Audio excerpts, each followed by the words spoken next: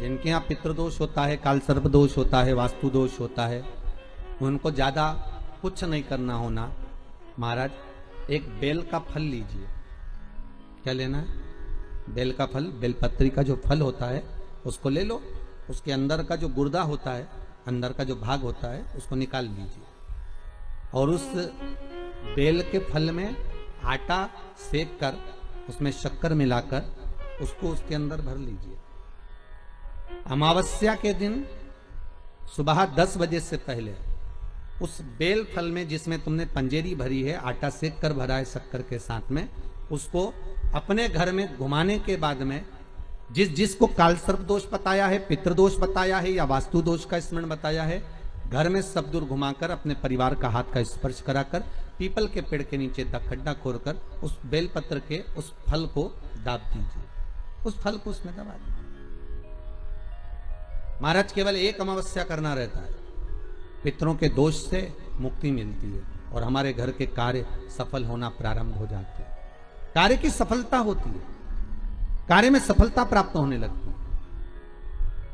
हम तो कई बार कहते हैं महाराज जी, अगर ऐसा लगे किसी औषधि को आप ले रहे हैं, मालूम पड़े कि औषधि आपको लग नहीं रही है, शिव महापुराण की कथा करेंगे, मान लो औषधि आपको नहीं लग रही, आपने औषधि बहुत दिनों से ले रहे हो, कोई दवाई, मान लो आप किसी भी दवाई को ग्रहण कर रहे हैं और वो औषधि लगी नहीं रही है, वो शरीर को लगी नहीं पा रही और आप ठीक ही नहीं हो पा रहे, 15 दिन हो गए, 8 दिन हो गए, बताओ, उतना की उतना ही कैटरीना है, उतना ही उतना अपना भरा हुआ, वही की वही लीवर, वही की वही किडनी, वही की वही स्मरण, सभी कुछ वही वही है, उतना की उतना ही। बीपी भी ऊंचा नीचा चल रहा है पर लेवल में नहीं आ रहा, शुगर भी लेवल में नहीं आ रही, तो प्रयास करा करो महाराज, बेलपत्री के फल का जो गुर्दा है, अंदर का जो भाग है फल का, उसको पानी में गला लीजिए और प्रदोष कम से कम प्रदोष नहीं हो और बीमारी जरा दवाई लगी नहीं रही हो तो बिना प्रदोष के भी कर सकते हो। उसको पानी में गलाइए, आधा घंटा पानी में, जैसे आपको सुबह मंदिर जाना है 10 बजे, तो सुबह स्नान कर कम से कम 6:30-7 बजे उसको पानी में गला दीजिए और उस बेले के फल का गुर्दा सा गला हुआ पानी शिव जी को ले जाकर समर्पित कर दीजिए। महाराज उस पानी में से थोड़ा सा 1 चम्मच पानी शिव जी पे चढ़ा हुआ लेकर आ जाइए। उस पानी को जो बीमार व्यक्ति है उसको औषधि देने से पहले मात्र आधी चम्मच से भी आधा चम्मच उसको दे दीजिए। भगवान शंकर का श्री शिवाय नमस्तुभ्यम का जाप कर उस पानी को देने के बाद अगर आप औषधि देंगे तो ये पक्का है कि औषधि अपना कार्य करना प्रारंभ कर देगी और वो स्वस्थ होना प्रारंभ हो जाएगी। वो स्वस्थ हो औषधि के लिए शंकर पर चढ़ी हुई भस्म, शंकर पर चढ़ा हुआ बेलपत्र, शंकर पर चढ़ा हुआ एक पुष्प भी औषधि का कार्य करता है। शिव महामृत्युंजय आप लोग कथा में श्रवण करे हैं पूर्व में, हनुमान गतिमान रतिमान मतिमान वर्तिमान, ऐसे हनुमान जी के कई भाई हुए, कई भाई हनुमान जी के हुए। और हमने पहले भी कहा है, जिसकी फैक्ट्री ना चलती हो, बहुत दुकान ना चलती हो, तो हनुमान जी के पांव का थोड़ा सा सिंदूर लेकर यदि उस सिंदूर को किसी भी फैक्ट्री या दुकान में हनुमान जी के छोटे भाई गतिमान के नाम से अगर एक बिंदी भी सिंदूर की रख दी जाती है तो वो दुकान और फैक्ट्री भी झड़के से चलना प्रारंभ हो जाती है। गतिमान हनुमान जी के छोटे भाई, एक हनुमान जी के छोटे भाई हैं मतिमान। जब व्यक्ति डिप्रेशन में जाता है, एकाग्र चित्त नहीं रह पाता है, पढ़ने बैठता है पर एकदम मन नहीं लग पाता है, तो मतिमान का स्मरण किया जाता है। हनुमान जी के 3 नंबर के भाई का मतिमान। और कहते हैं एक दुर्वा यदि मतिमान के नाम से शंकर भगवान की शिवलिंग पर चढ़ा दी जाए और उसी दुर्वा को वापिस लेकर आया जाए, अंधेरा होने से पहले, सूर्य अस्त होने के पहले, शाम के प्रदोष के पहले यदि उस दुर्वा को उस व्यक्ति को चबा चबा कर खिला दो, तो डिप्रेस हो रहा है, डिप्रेशन में है, चिंता में है, टेंशन में है और उसका विवेक काम नहीं कर रहा, बुद्धि स्थिर नहीं हो पा रही है या पढ़ने में मन नहीं लग पा रहा है, तो उसको आप एक दुर्बा मतिमान, हनुमान जी के तीसरे नंबर के भाई मतिमान के नाम से अगर खिला देते हैं तो उसकी बुद्धि केंद्रित होना प्रारंभ हो जाती है और वो डिप्रेस से हटना प्रारंभ हो जाता है, मन स्थिर होने लगता है। मतिमान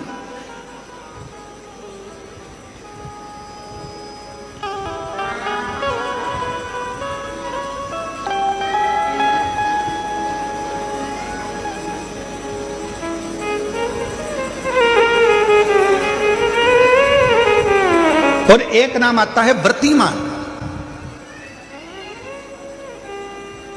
इसका प्रैक्टिकल तुम अभी यहीं से कर लेना, ठीक है? चलते चलते मालूम पड़े तुम्हारी पार्किंग यहां से आधा किलोमीटर दूर है, ठीक है? अरे बोलो तो जम के, आधा किलोमीटर दूर तुम्हारी पार्किंग है और तुम्हारी उम्र लगभग बहुत हो गई। मालूम पड़े तुम थोड़े वृद्ध हो गए हो और तुम्हारा घुटना दुख रहा है, तुम्हारी कमर दुख रही है, चलते चलते बड़ी मुश्किल से तुम कथा स्थल तक पहुंचे हो। अब मन में आ रहा है कि मुझे वापस पार्किंग तक जाना है, कैसे जाऊंगी, पाँव तो दुख रहा है। तो एक काम आज चलते चलते करना कि कहीं सीवर वाला महाराज झूठ तो नहीं बोल रहा है, तो प्रैक्टिकल करके जाना। क्या करोगे? यहां से जाते समय आप जब जा रहे हो और आपके शरीर का कोई अंग जब दुख रहा है तो श्री शिवाय नमस्तुभ्यम कहकर श्री व्रतिमान हनुमान का स्मरण कर। किसका स्मरण करना है? जम के बोलो, व्रतिमान हनुमान। व्रतिमान हनुमान का स्मरण करके कहीं पर भी बैठकर अपने पांव की छोटी वाली जो उंगली है उसको जम के दबाना और दबाने के बाद चल देना। जिस जगह पर भी दर्द हो रहा होगा मेरा बाबा आपको मंजिल तक पहुंचाएगा, दर्द होने नहीं देगा। कल नहीं करना, प्रैक्टिकल आज ही करना। काल करे सो आज कर।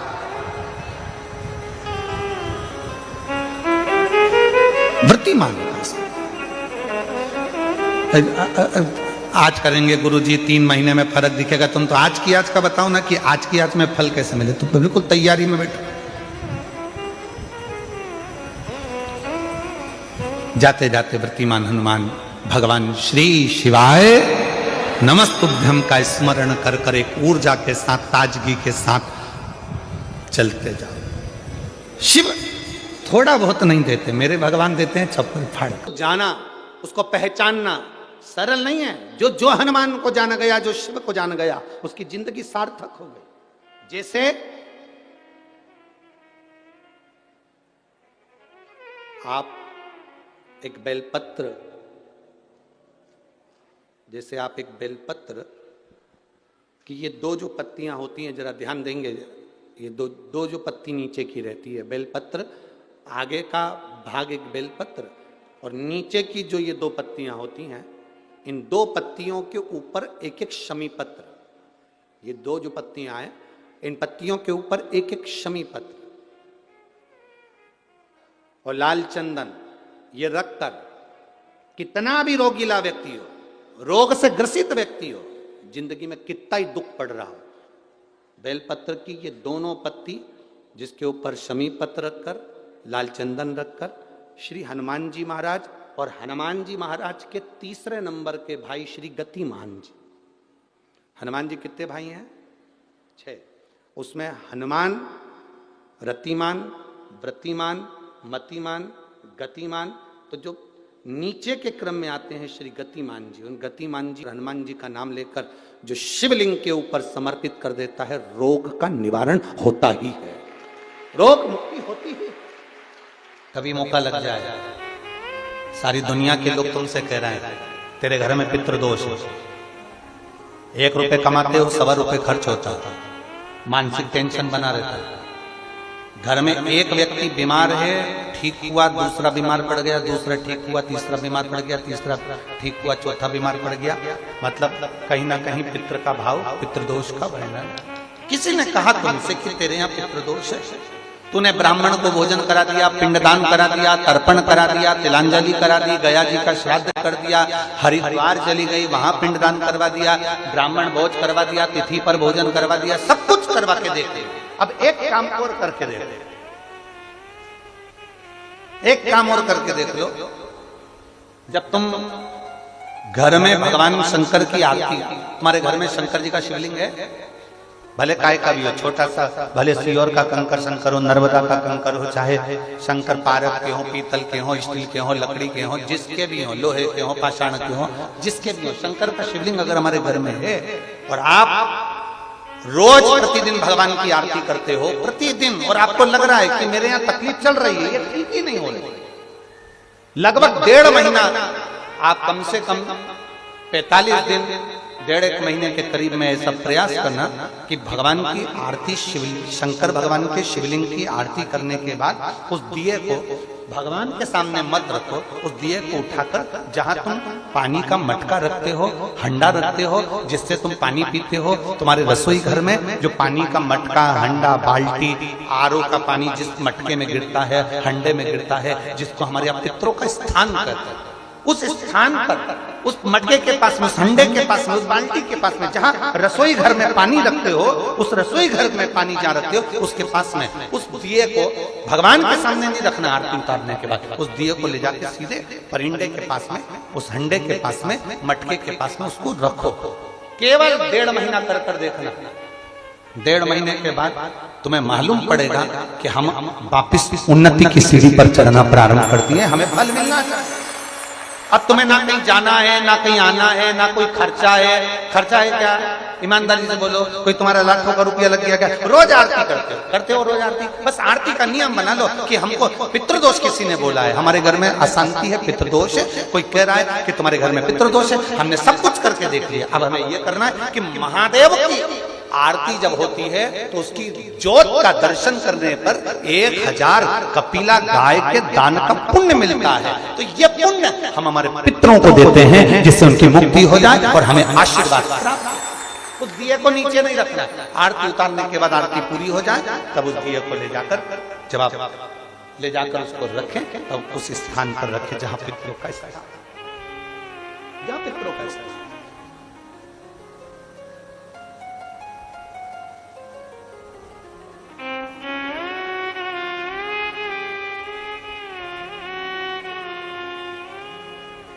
तेरे दरबार की बाबा निराली शान देखी है, तुझे देखे नहीं देखा पर झोली भरी देखी है, मुख दुनिया मोड़ेगी बाबा तू मुखड़ा मोड़, मेरी लगी परीलीनू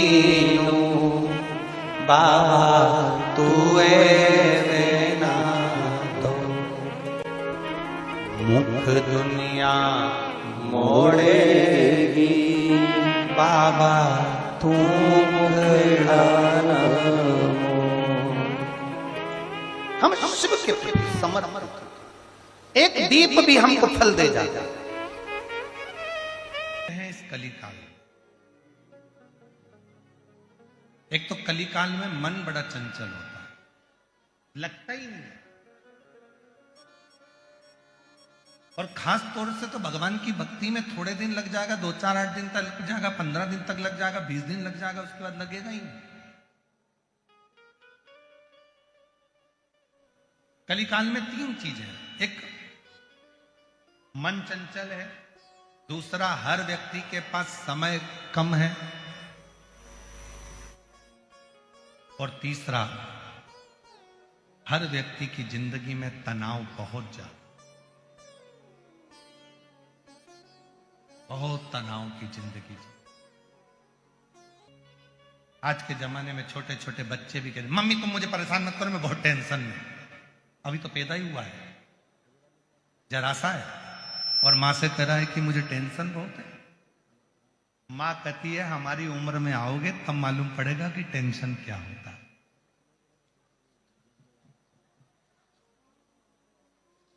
बच्चे को क्या टेंशन है? मेरे दोस्त ने मोबाइल से ब्लॉक कर दिया। बच्चे को क्या टेंशन है? वो मुझसे बात नहीं कर रहा। बच्चे को क्या टेंशन है? उसके ग्रुप में मुझे नहीं जोड़ा। बच्चे को क्या टेंशन है, उसने अपना एक ग्रुप अलग बना लिया, उसी का टेंशन। कौन है जिसकी जिंदगी में तनाव नहीं? कलिकाल में समय की कमी, तनाव और मन चंचल, ये तीन चीजें हर व्यक्ति के साथ, प्रत्येक व्यक्ति के साथ ये तीन चीजें हैं। मन चंचल रहेगा, स्थिर नहीं होगा, मन की स्थिरता नहीं, समय की कमी,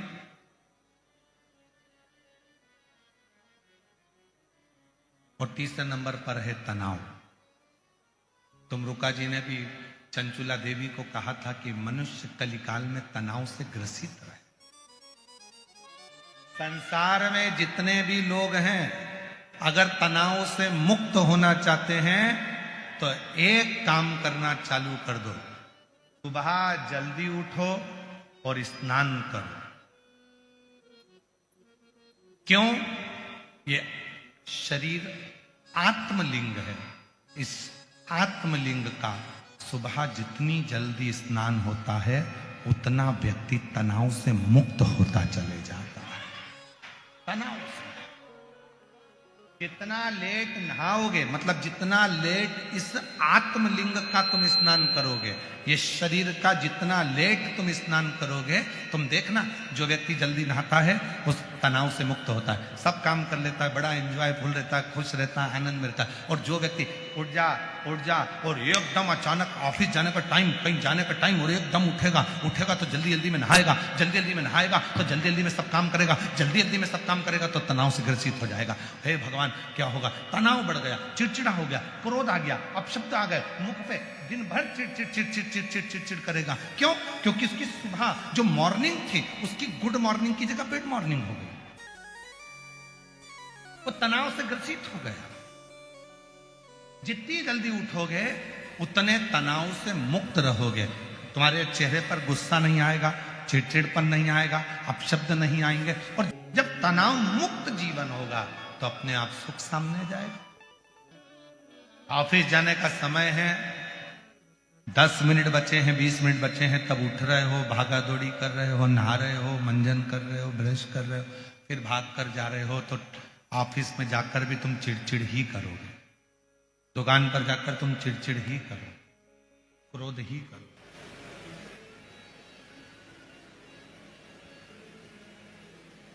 हर एक व्यक्ति डिप्रेशन में दिख रहा है, हर व्यक्ति चिंता में दिख रहा है, प्रसन्नता खत्म हो गई उसकी। सेठ कहता है मैं चिंता में हूं, मुझे टेंशन है, नौकर कहता है मुझे टेंशन है, पत्नी कहती है मेरे से फालतू बात मत करो, मैं दिन भर टेंशन में रहती हूं, बेटा कहता है पापा मेरे से फालतू बात मत करो, मुझे बहुत टेंशन रहता है, बेटी कहती मम्मा तुम्हारा अपना पास रखो, मुझे बहुत टेंशन, बहन कहती है भैया तू चुप रहे, मैं बहुत चिंता में, मेरे घर की टेंशन खत्म नहीं हो रहा।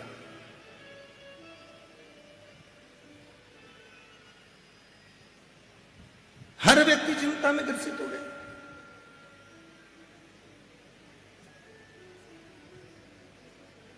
और चाहते क्या? अपनी चिंता हम दूसरे को दे। ना ना ना ना, आग लगे बस्ती में, जम के बोलो जरा, जम के, आग लगे बस्ती में अपन रहो, क्या किसको रोइए, क्या टेंशन। जैसे श्री शिवाय नमस्तुभ्यम, कभी प्रैक्टिकल कराया आप लोगों ने इस मंत्र का? कर कर देखिए। घर में चिड़चिड़पन हो रहा है, क्लेश हो रहा है, क्रोध आ रहा है, 2 क्षण के लिए कटोरी में जल लो, 5 बार बिल्कुल शांति से बैठकर, श्री शिवाय नमस्तुभ्यं, श्री शिवाय नमस्तुभ्यं,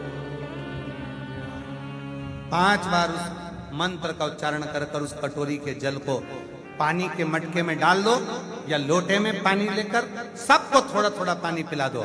7 मिनट भी नहीं लगेंगे, एकदम क्रोध शांति पर आएगा, सब शीतल होंगे, सब में प्रेम बढ़ जाए। प्रैक्टिकल करिए, प्रैक्टिकल करना चाहिए। सियोर वाला महाराज झूठ तो नहीं बोल दिया, हम भी कहीं नहीं जा रहे, तुम भी कहीं नहीं जा रहे, आ जाना वापिस। प्रैक्टिकल करो, बिना प्रैक्टिकल के नहीं रहना। कंकर शंकर पूजन करूंगी, मेरा बाबा मुझे देगा 3 महीने के अंदर। प्रैक्टिकल करो, दिल से आओ, पूजन करो। 5 कंकर बीनो, बैठ जाओ बट वृक्ष की इस पवित्र भूमि पर, बैठ जाओ कंकर शंकर की भूमि पर, और 5 कंकर रखकर उसकी पूजन कर कर उसमें से एक कंकर ये कहकर लेकर जाओ, बाबा चलो तुम्हारी बेटी तुम्हारा बेटा तुम्हें लेने के लिए आया है। बहुत दुखी हूं बाबा, मन की कामना है, सुना है तू साथ चलता है और हमारे मन की कामना को पूरा करता है। चल बाबा, फिर आना है वापिस, लेकर जाओ। फिर वापिस 3 महीने में वो लेकर आ जाएगा, तुम्हारा काम पूरा कर। हृदय से कहो, दिल से पुकारो उसको। जब कंकर शंकर की पूजन करो, उसी भूमि पर बैठकर हाथ जोड़कर नमन करते हुए 108 बार श्री शिवाय नमस्तुभ्यं का जप करिए। बाबा उसको स्वीकार कर। हृदय से साधारण नहीं है। कुबरेश्वर धाम का कंकर शंकर और कुबरेश्वर धाम का रुद्राक्ष जीवन का सारा सुख प्रदान कर देता है, क्योंकि ये वो भूमि है। इस भूमि पर खड़े होकर, कुबरेश्वर धाम की धरा पर खड़े होकर 12 ज्योतिर्लिंग को गूगल पर सर्च करिए। अगर उज्जैनी 150 होगी तो 151 कहलाएगी, अगर काशी 690 होगी तो 1 बढ़कर 91 कहलाएगी। 12 ज्योतिर्लिंग को यहां से सर्च करिए, उसमें 0 नहीं आएगा, 1 बढ़कर आएगा। मतलब बाबा आपको आगे बढ़ाकर ही लेकर जाता है, छोड़कर नहीं। ये वो कुबरेश्वर बाबा की पवित्र भूमि है जहां पर शिव आपको शून्य नहीं करता, शिव आपको आगे बढ़ाकर आपकी मंजिल तक पहुंचाने का प्रयास करता है। वो भूमि